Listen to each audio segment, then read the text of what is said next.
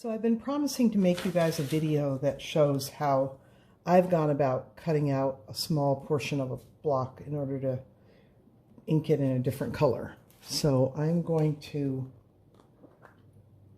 use this red ink pad to print a small portion, the chicken precisely. So to do this, I'm going to use an X-Acto knife. This is still all one piece. I'm going to use an X-Acto knife and I'm going to cut out around this chicken. And I'm cutting right through the material.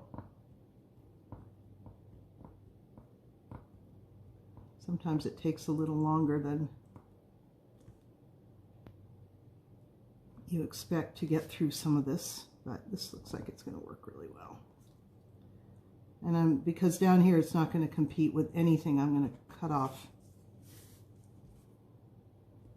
this foot portion with quite a lot of linoleum around it so I don't have to have everything so delicate. The nice part about this stuff is so rubbery, you know, it gives. When I carved out the sheep's wool, I tried to make it come right up to the chicken's body.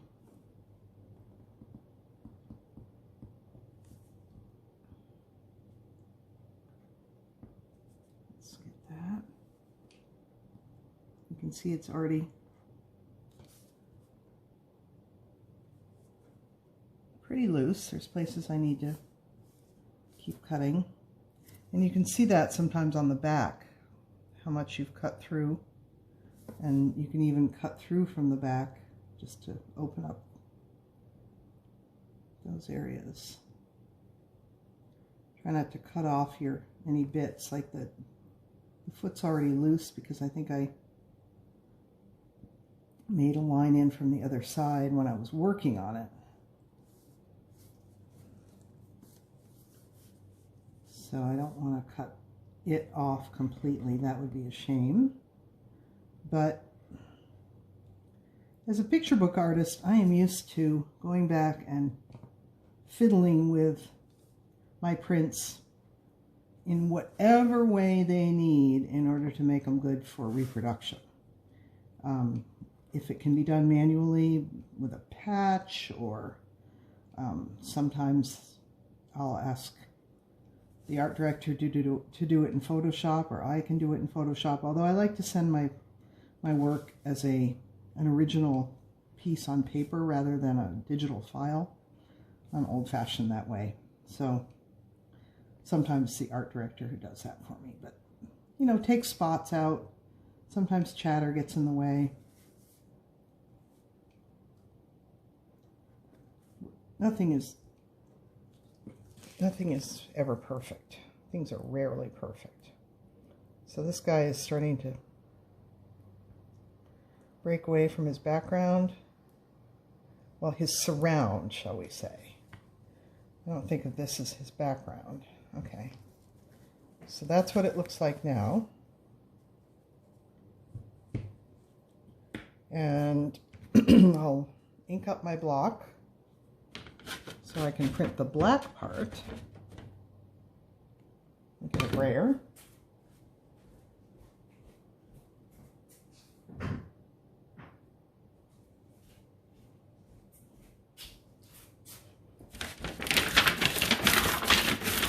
That's the sound of the aluminum cookie sheet, but the brayer stopped squeaking, so you can hear.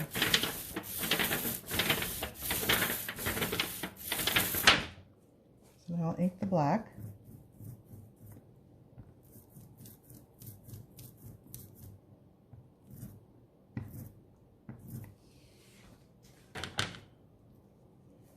And I'll stamp pad the red. I hope the Sharpie that I put on the surface isn't going to have any repercussions.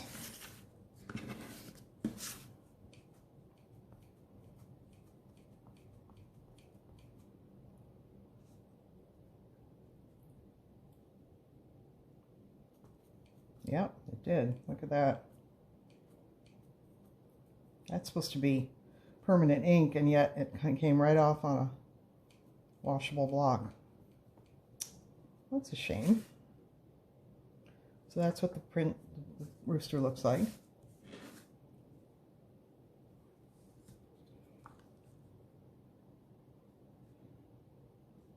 Normally, if I wasn't doing this kind of fast, I'd trim out around the rooster, but that's how he pops back in. And here's a piece of paper.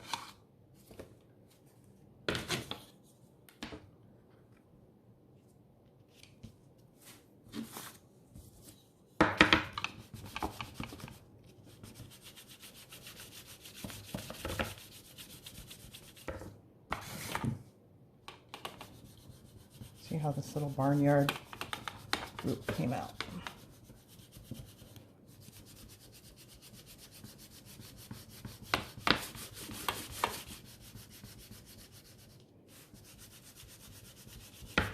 On a mini print like this, you can hold the paper down on either side of the block to prevent any shifting. Famous last words. Let's see if it shifted.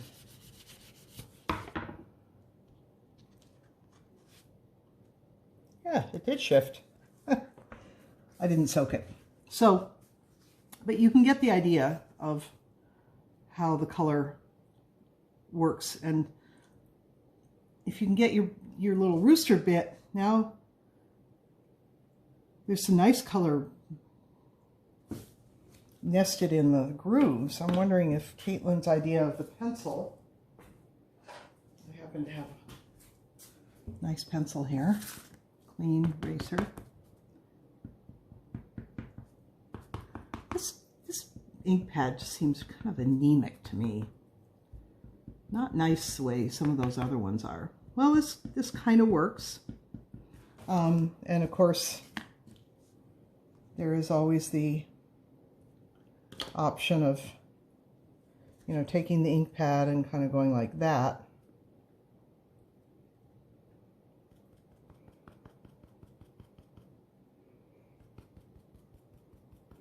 Luckily, this material is so thick you can hold it without actually having your finger on the top, although I see I have a red thumb. I don't know. I don't like the ink pad. I think that's my problem. But that's the technique. You just cut it out and you plop it back in. And then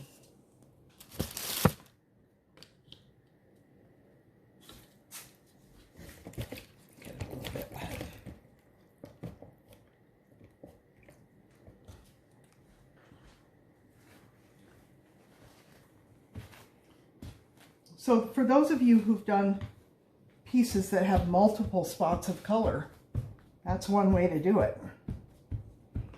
But I hope your ink pads are better than mine because I'm pretty disappointed.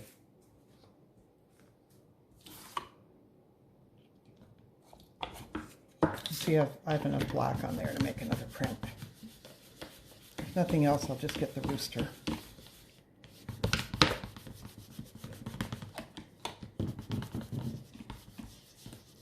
This, if you don't ink between blocks, it's kind of called a ghost print. Yeah, it looks a little better. It's less, I think I had too much ink on this one. So that's the way it's done, or at least one way it's done. You can see it looks pretty seamless. There isn't a whole lot of problem with the borders. It just lifts out, plops back in. So try that yourselves, or make up some new technique that you can blow me away with.